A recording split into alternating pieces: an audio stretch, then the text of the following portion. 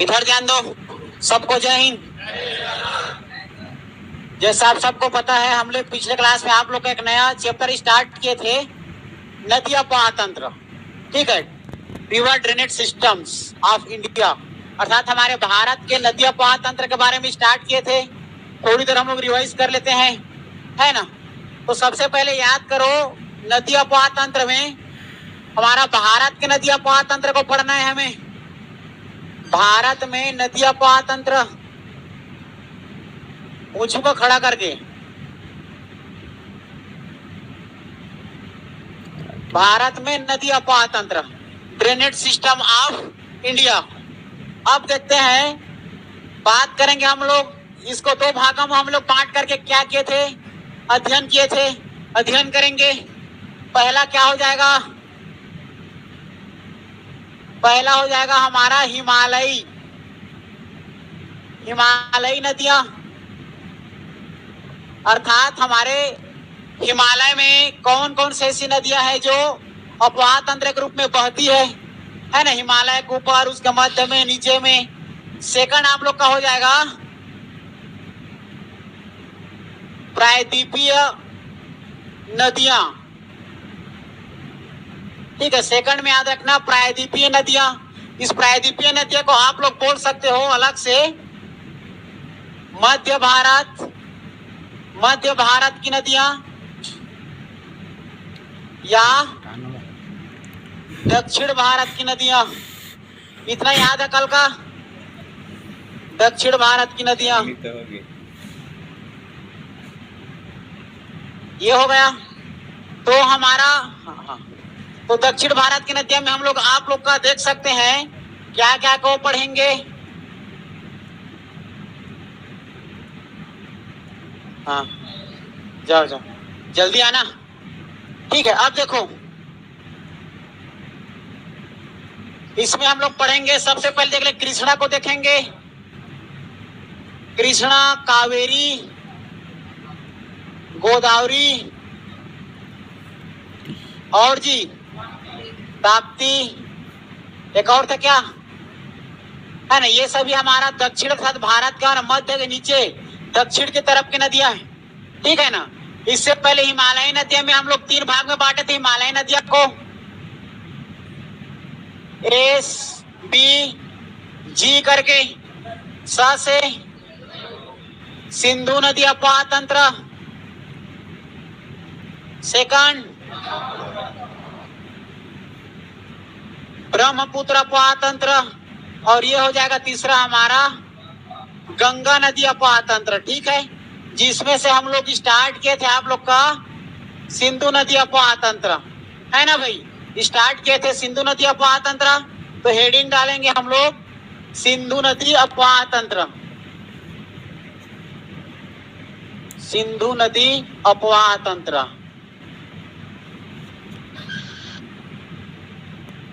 देखो, याद रखना, हमारे जो सिंधु नदी है ना, इसका आप लोग एग्जैक्ट जो इसकी लंबाई है, इसका जो लेंथ है, ये लंबाई को आप लोग किसी में 28 मिलेगा, किसी में 3120 मिलेगा, तो आप लोग या 3180 मिलेगा।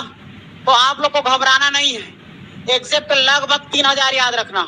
ठीक है, एनसीईआरटी में 2880 बताया गया है, 2880। लेकिन आप लोग गूगल में देखोगे ना तो 3180 बताता है। गूगल में देखोगे तो 3180 इसका टोटल लंबाई है ना भाई, याद रखें। तो सिंधु नदी अपवाह तंत्र हम लोग पढ़े थे कल, तो बताया था मैं आप लोगों को। ये हमारा हम लोग हिमालयी नदी को पढ़ रहे हैं।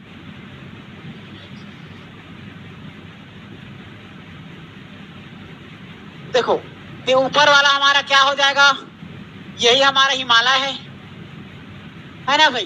तो इस हिमालय में हमारा बहने वाले सभी नदी को देखेंगे। तो हिमालय में सबसे पहले देखेंगे इसके ऊपर में कौन कौन सा राज्य है। ऊपर में देखेंगे इधर चीन है, नीचे में नेपाल, इधर म्यांमार, और इधर आप लोग का पाकिस्तान और ये अफगानिस्तान ऐसा लगा हुआ है ना। बांग्लादेश, यहाँ पर भूटान, 7 अंतरराष्ट्रीय देशों से लगा हुआ है हमारा भारत देश। 7 अंतरराष्ट्रीय में से हम लोग को देखना है। आप लोगों का ये चीन और नेपाल अभी हमारे लिए इम्पोर्टेंट है ना भाई। तो आप लोग का चीन नेपाल को देखेंगे तो चीन में देखो आप लोग का लगा हुआ है टोटल ये बहुत सारे पहाड़ी पर्वत, ये चीन में है ना भाई। तो चीन में एक स्थान याद रखना है, कैलाश पर्वत अर्थात मानसरोवर। ठीक है, कैलाश पर्वत याद रखना, मानसरोवर की पहाड़ी है ना, यहाँ पर याद रखना मानसरोवर की पहाड़ी, तिब्बत है ना जी। चीन में क्या मिलेगा आपको, नेपाल के बीचों बीच आप लोग क्या मिल जाएगा, तिब्बत। तिब्बत के पठार, तिब्बत के पठार में एक स्थान है आप लोग का मानसरोवर झील। मानसरोवर झील याद रखना, ये मानसरोवर झील है। मानसरोवर झील का और हमारे तिब्बत के बीच बीच में एक पर्वत और मिलता है, कैलाश पर्वत। कौन सा पर्वत, कैलाश पर्वत। ये कैलाश पर्वत में याद रखना, एक या तो मानसरोवर पूछ देगा या कैलाश पर्वत पूछ देगा। ठीक है, याद रखना। तो ये कैलाश पर्वत बोले चाहे मानसरोवर, बीच में तिब्बत रहेगा ही। तो इससे तिब्बत से निकलेगी आप लोग का तीनों नदियां यहीं से निकलती है। सिंधु नदी भी निकलती है, एक सतलज नदी निकलती है और ब्रह्मपुत्र। तीनों नदी हमारा यहीं से उसका क्या होता है, उद्गम होता है। ठीक है, जिसमें हम लोग आप लोग का पहला हम लोग ड्रेनेज सिस्टम पढ़ रहे हैं आप लोग का सिंधु नदी अपवाह तंत्र। ठीक है ना, तो सिंधु नदी अपवाह तंत्र में आप लोग को याद रखना है यही तिब्बत से आप लोग का निकलेगा है ना, और ये सीधा इंटर करेगा आप लोग का लद्दाख। ठीक है, लद्दाख से होते हुए सबसे पहले तिब्बत चीन हो गया, चीन से होते हुए कहाँ इंटर किया था आप लोग का लद्दाख। लद्दाख से इंटर करते हुए आप लोग का पाकिस्तान इंटर करेगा कराची के पास। ठीक है, आप लोग का देखा जाए हमारा पाकिस्तान अभी हो गया, पाकिस्तान में आ जाएगा। पाकिस्तान के कराची नामक स्थान पर आप लोग का ये क्या हो जाएगा, विसर्जन हो जाएगा। और इसमें लगा हुआ है पूरा कौन सा, अरब सागर है ना, ये है आप लोगों का अरब सागर। ठीक है, अरब सागर ये हमारा कौन सा सागर, हाँ, बंगाल की खाड़ी। यहाँ पर क्या है, हिंद महासागर। अरब सागर के नीचे में क्या मिलेगा, हिंद महासागर। ये पूरा आप लोग का बंगाल की खाड़ी, जो कि गंगा नदी हमारे बंगाल की खाड़ी में आकर मिलेगा है ना। इधर आकर मिला मतलब आप लोग का अरब सागर, इधर मिला मतलब आप लोग का बंगाल की खाड़ी। यहाँ पर पूरा लगा हुआ है बंगाल की खाड़ी, बे ऑफ बंगाल। ठीक है, हिंद महासागर। चलो अब देखेंगे तो टोटल हमारा यहाँ इसका उद्गम आप लोग को बता दिया तो हो गया उद्गम। उद्गम पूछा जाएगा तो सिंधु नदी की पश्चिम में मानसरोवर झील बोल सकते हो, तिब्बत के पठार से कैलाश पर्वत। बात करेंगे अब विसर्जन कहाँ हो जाएगा, अरब सागर है ना, अरब सागर कराची पाकिस्तान में। तो ये कितने देश से होकर बह रही है, 3 देश। एक का हो जाएगा चीन, दूसरा भारत, तीसरा पाकिस्तान। 3 देशों से होकर बहने वाली नदियां हमारा हो जाएगा सिंधु नदी। क्लियर है। अब इसके बाद बात करेंगे हम लोग इसका सहायक नदी के बारे में। टोटल लंबाई को आप लोग देखना बताया और गूगल में कितना बताएगा, 3180 है ना, कभी कभी 3120 बताता है। और याद रखना एग्जैक्ट आप लोग एनसीईआरटी में 2880 और ब्रह्मपुत्र का भी इतना लगभग 2900 बोलते हैं। ठीक है, तो आप लोग गूगल सर्च मारोगे तो क्या बताएगा, 3180 किलोमीटर बताता है। ठीक है जी, 3180 किलोमीटर। तो टोटल लंबाई हमारे तीनों देश में आप लोग का कितना हो जाएगा, 3180 किलोमीटर। हमें जानना है आप लोग इसकी सहायक नदी को जानना है। ठीक है, इसके सहायक नदी को जानना है तो हेडिंग में हम लोग याद रखेंगे सिंधु नदी की सहायक नदियां। सहायक नदियां, ठीक है। सबसे पहला बताया था मैं, चलो झेलम, चिनाब, रावी, सतलज और एक याद रखना ब्यास। इतना आप लोग का देखा जाए तो सिंधु नदी की सहायक नदियां याद रहेगी। इतना हम लोग डिस्कस कर लिए थे। अब देखेंगे कि अब सिंधु नदी जो है, सिंधु नदी समझौता कब हुआ था? 1960। ये एक विवादित आप लोग का सिंधु नदी हमारा देखो 3 देशों में बहने वाली नदियां हैं, भारत में और पाकिस्तान में ज्यादा मात्रा में। तो पाकिस्तान में ज्यादा मात्रा में इसलिए सिंधु समझौता हुआ था, सिंधु जल समझौता। याद रखना 1960 में, ठीक है। उस समय हमारे भारत के तत्कालीन प्रधानमंत्री थे पंडित जवाहरलाल नेहरू। पंडित जवाहरलाल नेहरू तत्कालीन क्या थे? प्रधानमंत्री थे। और पाकिस्तान के राष्ट्रपति अयूब खान, ठीक है, अयूब खान। तो हमारे तत्कालिक राष्ट्रपति पंडित जवाहरलाल नेहरू है ना, और अयूब खान के मध्य में सिंधु जल समझौता हुआ 1960 में। तो सिंधु जल समझौता हुआ तो हमारा देखा जाए तो कौन से ऐसे नदियां हैं जो आप लोग के हमारे भारत में बहती है, जो इसकी सहायक नदियां हैं, और कौन कौन से ऐसी इसकी सहायक नदियां हैं जो पाकिस्तान की ओर बहती है। तो ज्यादा मात्रा में सिंधु नदी हमारा और सहायक नदियां किस तरफ है जी? पाकिस्तान के तरफ है।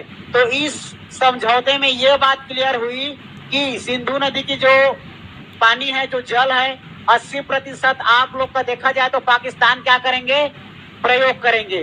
80% पाकिस्तान, और बच जाएगा हमारा 20% भारत। 20% भारत क्या करेंगे? पानी का प्रयोग करेंगे, और 80% पाकिस्तान। ठीक है, इतना पढ़ लिए थे। अब पाकिस्तान में जाने वाली और मिलने वाली, और पाकिस्तान में कौन कौन सी नदी ऐसे है जो इसकी सहायक नदी है? कल बताया था, बताओ। झेलम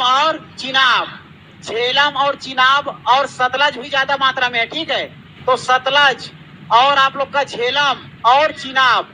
तो याद रखना इसके सहायक नदी में अगर बात करेंगे तो पाकिस्तान में, ठीक है, पाकिस्तान में याद रखना जो किसकी सहायक नदी?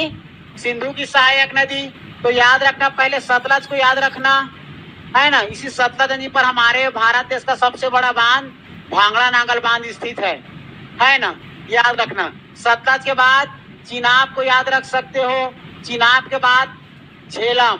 एग्जाम में पूछा जाता है निम्न में से ऐसा कौन सा सहायक सिंधु की सहायक नदी है जो हमारे भारत की ओर से इसके सहायक नहीं है, जो पाकिस्तान में स्थित है करके पूछा जाता है। तो तीनों को याद रखना, मुख्य रूप से चिनाब और झेलम। सतलज को भी याद के रखना, ठीक है। ज्यादा मात्रा में सतलज देखा जाए तो पाकिस्तान में है।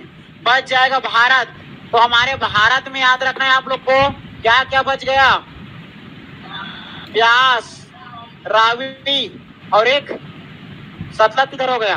ठीक है, ये एक सरस्वती नदी भी आती है जी, याद रखना। एक सरस्वती नदी भी आती है जिसको घग्गर नदी के नाम से जानते हैं। पहले जो घग्गर नदी है, ये वर्तमान में इसका नाम सरस्वती नदी है, उसका प्राचीन नाम घग्गर नदी, जो कि सिंधु की सहायक नदी है वो भी। ठीक है, तो घग्गर नदी भी याद रख सकते हो आप लोग। ठीक है, ये सहायक नदियां हैं। थोड़ा थोड़ा हम लोग को जानना है जिसके बारे में, यहाँ पर तो इससे ज्यादा डीप कभी भी नहीं जाएगा आप लोग को सीजी पुलिस में, लेकिन हम लोग इसमें देख लेते हैं कि हमारा जो झेलम नदी है कहाँ से निकला है, कितने किलोमीटर है, कौन से मतलब कहाँ पर जाकर मिल जाती है, और इस झेलम में कौन से परियोजना बना हुआ है ना भाई। देख लेते हैं, फिर हमारा नया टॉपिक आएगा आप लोग का जो परियोजना, तो उसको और डिटेल डील कर देंगे अच्छे से, है ना। तो देख लेते हैं अब आके हम लोग इसकी सहायक नदी को। ठीक है, सिंधु नदी के सहायक नदी लिखना ना, सिंधु नदी के सहायक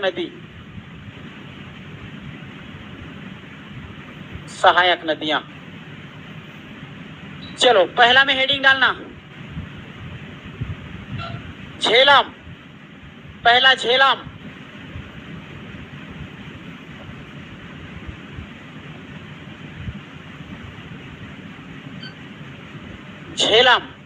झेलम का हमारे सबसे पहले जानना है, हमें उद्गम जानना है। पहले लिखना उद्गम, कहां से निकलता है जी? ठीक, कौन से झील के पास से? ठीक, चलो लिखो, लिखना जी, शेषनाग झील से, या इसको वेरी नाग भी बोलते हैं। ठीक है, लिखना, पहले जम्मू कश्मीर था, अब यह उद्गम इसका लद्दाख हो गया। ठीक है, पहले जम्मू कश्मीर था, अब लद्दाख आ गया, जिसको वेरी नाग भी बोलते हैं आप लोग का। और याद रखना, इसी को शेषनाग झील भी कहते हैं। क्या कहते हैं जी? शेषनाग झील। तो शेषनाग झील कहाँ है करके पूछा भी गया है, तो लद्दाख, पहले जम्मू कश्मीर के अंतर्गत में आता था। ठीक है, इसका उद्गम स्थल है आप लोग का लद्दाख के वेरी नाग नामक स्थान से, शेषनाग झील से चिनाब नदी का क्या हो, सॉरी, झेलम नदी का उद्गम हो, है ना। तो झेलम नदी का उद्गम याद रहेगा। ठीक है, और ये कहाँ, ये आप लोग का देखो, भले हम लोग सहायक नदी सिंधु नदी के बारे में पढ़ रहे हैं, है ना, सिंधु के सहायक नदी झेलम है हमारा, लेकिन इससे भी बड़ी है आप लोग का चिनाब नदी, इससे भी बड़ी है चिनाब नदी।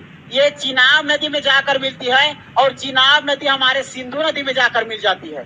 इसीलिए अगर पूछा जाएगा और ज्यादा डीपली क्वेश्चन पूछा जाएगा कि झेलम नदी किसकी सहायक नदी है करके, ऑप्शन में सिंधु और चिनाब दोनों रहेगा, तो पर्सनल आपको चिनाब को लेना पड़ेगा।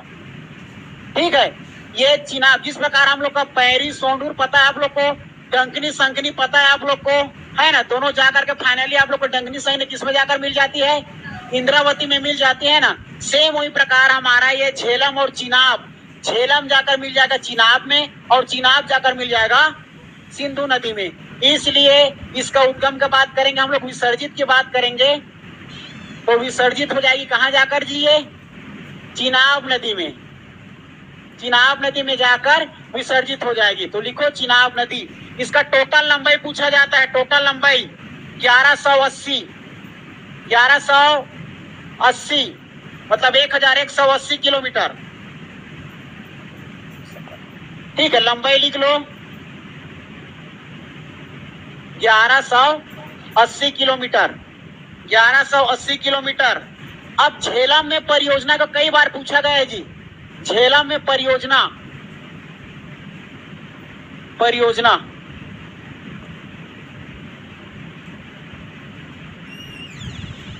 सबसे पहले बताओ किसको याद है? तुलबुल परियोजना सुने हो?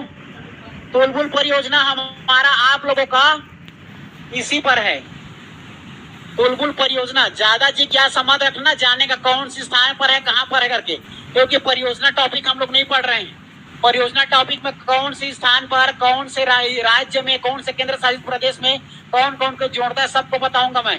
पहले ये जान लो हमारे झेलम नदी में कौन सा परियोजना है, कौन सा बांध बना है, तो याद रखना तुलबुल। एक और याद रखना किशन गंगा, एक और याद रखना किशन गंगा। ये हमारे आप लोग का तुलबुल परियोजना, किशन गंगा आप लोग का लद्दाख जम्मू कश्मीर दोनों को स्पर्श करते हुए। ठीक है, लद्दाख याद रखना, तुलबुल परियोजना। ठीक है जी,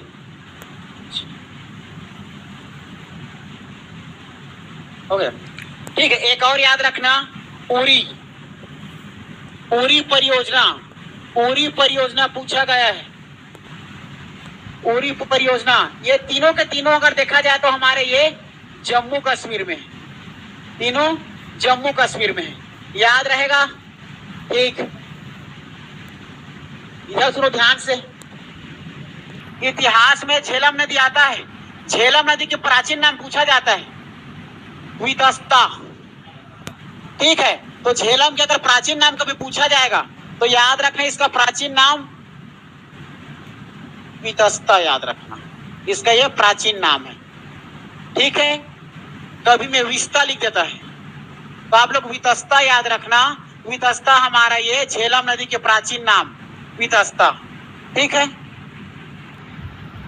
चिनाब नदी, चिनाब नदी के अगर चिनाब नदी के अगर प्राचीन नाम पूछा जाएगा तो इसका चिनाब नदी का प्राचीन नाम याद रखना आप लोग अस्किनी, अस्किनी याद रखना, अस्किनी। ठीक है, अस्किनी इसकी प्राचीन नाम है चिनाब की, और चिनाब की सहायक नदी कौन है? झेलम। ठीक है ना, झेलम।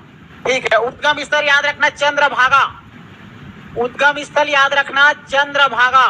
लास्ट में सबको और याद कराऊंगा, आप लोग लिख के चलो। चंद्रभागा, ये चंद्र और भागा दो नदी है, वहीं पर एक साथ मिलकर के बन जाता है आप लोग का चिनाब।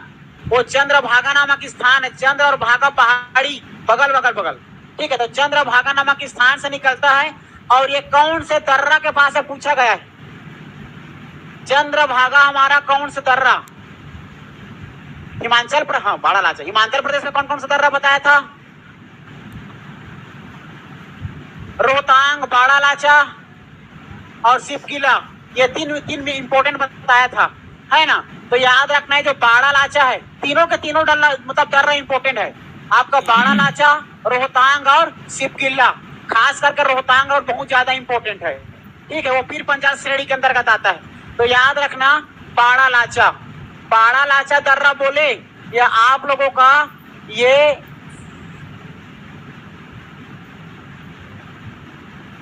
या तो चंद्रभागा बोले, ठीक है। यहीं से निकलती है आप लोग की चिनाब नदी, याद रखना है चिनाब नदी। इसमें भी आप लोग को परियोजना याद रखना, मुख्य परियोजना इसमें दुलहस्ती परियोजना याद रखना जी। दुलहस्ती परियोजना कहाँ करके पूछा गया है, कौन से नदी पर, तो याद रखना दुलहस्ती परियोजना हमारे चिनाब नदी पर, दुलहस्ती परियोजना चिनाब नदी पर, ठीक है। रावी सतलज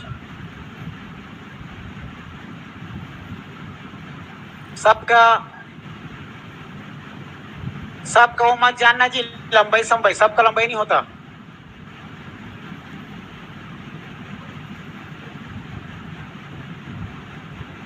देखो इधर रावी सतलज झेलम तीनों के तीनों चिनाब नदी के क्या है, सहायक नदी है, ठीक है। तो इसमें इतना को जानना है आप लोगों को। ये इसमें मुख्य रूप से याद रखना दुलहस्ती परियोजना कहाँ कर कई बार पूछा गया है, ठीक है। तो परियोजना याद रखना दुलहस्ती परियोजना, ठीक है। दुलहस्ती के बाद और कई परियोजना है, लेकिन आप लोग दुलहस्ती को याद रखना आप लोग चिनाब नदी में, ठीक है। याद रखें, देखो सबसे पहले याद रखेंगे हम लोग झेलम नदी, चिनाब, ठीक है। और चिनाब किसकी सहायक नदी है, सिंधु नदी। तो रावी नदी सबसे पहले याद रखना, इसका उद्गम स्थल याद रखना, क्या याद रखना, उद्गम स्थल। और विसर्जन किस पर जाकर होगा बताओ आप, चिनाब पर। जो जिसकी सहायक नदी है वो उसी पर जाकर विसर्जन होते हैं, मिल जाती है, ठीक है। तो उद्गम स्थल में याद रखना इसका रोहतांग दर्रा, ये हिमाचल प्रदेश में रोहतांग दर्रा है ना। ये रोहतांग दर्रा से क्या होगा, उद्गम होगी, ठीक है जी। अगर बात करेंगे रोहतांग दर्रा, तो रोहतांग दर्रा हमारा कहाँ पाया जाता है, हिमाचल प्रदेश। रोहतांग, बाड़ा लाचा, सिपकिला, ये तीनों वहां का मुख्य है ना भाई। तो याद रखना रोहतांग दर्रा से आप लोग एक नदी की उद्गम होती है, रावी नदी, ठीक है। कौन सा है रोहतांग दर्रा, कहाँ, हिमाचल प्रदेश। विसर्जन कहाँ हो जाएगा ये आप लोग का, चिनाब नदी पर। एक चीज और याद रखना इसमें, इसकी लंबाई को पूछा गया था एक बार, ठीक है, व्यापम। तो रावी नदी किसकी सहायक नदी है, तो सिंधु नदी। याद नहीं रहेगा तो चिनाब नदी। लेकिन इसकी लंबाई याद रखना आप लोग, लंबाई 720 किलोमीटर इसकी लंबाई है, 720 किलोमीटर इसकी लंबाई है। और इसमें रावी में आप लोग को परियोजना याद करके रखना, रावी में एक परियोजना याद रखना, परियोजना का नाम है आप लोग का थीन डैम। थीन डैम कौन से नदी पर है पूछा जाएगा तो रावी नदी।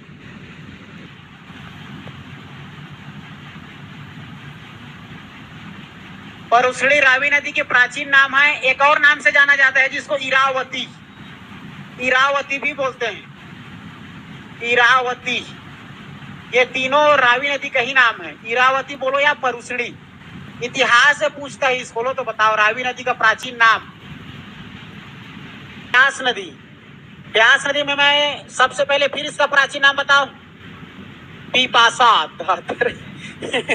ठीक है, तो याद रखें इसका प्राचीन नाम हो जाएगा पिपासा, ठीक है जी। पिपासा इसका प्राचीन नाम है।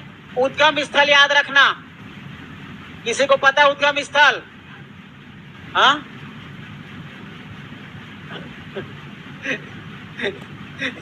कुछ भी बोलते हो रे तुम लोग। चलो लिखो, जानते हो रोहतांग दर्रा आप लोग का है ना, ये कुल्लू घाटी से निकलता है। उसी कुल्लू घाटी के पास एक कुंड है जिसको क्या कहते हैं, ब्यास कुंड कहते हैं। ठीक है, मेन याद रखना ब्यास कुंड इसलिए कहा गया है क्योंकि वहां पर वो नदी एकत्रित है, इसलिए ब्यास कुंड कहा गया है। लेकिन मुख्य रूप से भी रोहतांग दर्रा से निकलती है। कुल्लू मनाली नाम सुने हो, वो कुल्लू मनाली रोहतांग दर्रा में पाया जाता है। कुल्लू मनाली रोहतांग दर्रा के एक पहाड़ी है ब्यास पहाड़ी, उसी ब्यास पहाड़ी से निकल रही है, तो पानी जहां पर रुकते हैं वो कुंड लिखा गया, तो ब्यास कुंड नामक स्थान से याद रखना। ये हो जाएगा आप लोग का ब्यास कुंड। ठीक है, कौन सा दर्रा बोलेगा तो रोहतांग दर्रा। ठीक है, ये रोहतांग दर्रा ब्यास कुंड नामक स्थान से निकलती है और किसमें जाकर मिल जाएगी, सतलज में जाकर मिलेगी। फाइनली याद रखना, ठीक है, सतलज या सिंधु, मेन मुख्य रूप से सतलज याद रखना।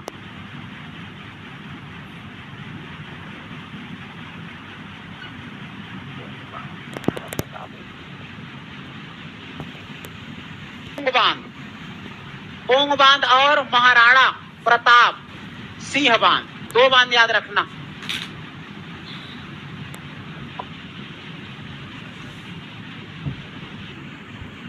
पहले याद रखना पोंग बांध, दूसरा महाराणा प्रताप बांध। ठीक है, दो बांध याद रखना। कौन सी नदी पर, ब्यास नदी पर। और क्या कोच बन गया जी, बच गया सतलज। सतलज निकलती है आप लोग का राकसताल झील। सतलज प्राचीन नाम पता है, सतलज हेडिंग डालो, सतलज। सतलज नदी के प्राचीन नाम लिखना सतुदरी, सतुदरी नदी। ठीक है, प्राचीन नाम सतुदरी, सतलज सतुदरी। लंबाई है इसका 1050, लंबाई याद रखना 1050 किलोमीटर, 1050 किलोमीटर। बात करेंगे इसके उद्गम की, फिर इसके विसर्जन की, और इसमें आप लोगों का परियोजना की।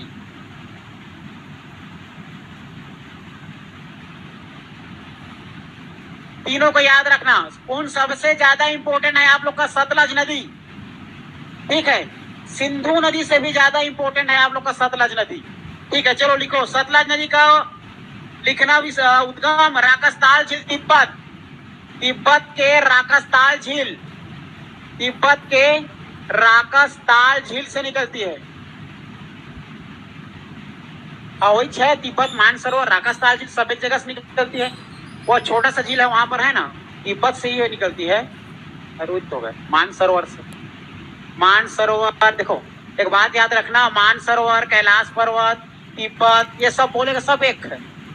ठीक है, विसर्जन किसमें हो जाएगा, सिंधु नदी, और ये ऑप्शन में नहीं रहे तो चिनाब।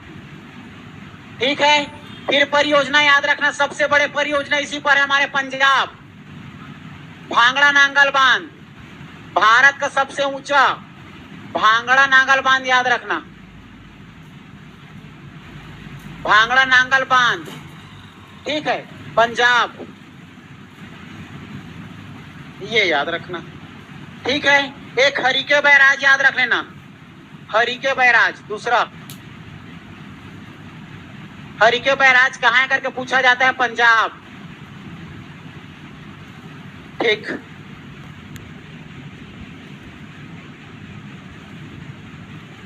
एक सरस्वती में बताया था, अन्य में लिखना सरस्वती हमारे सिंधु नदी की सहायक है। सरस्वती नदी सिंधु की सहायक नदी है। काहे क्लास करने आओगे, पढ़ते रहना घर में।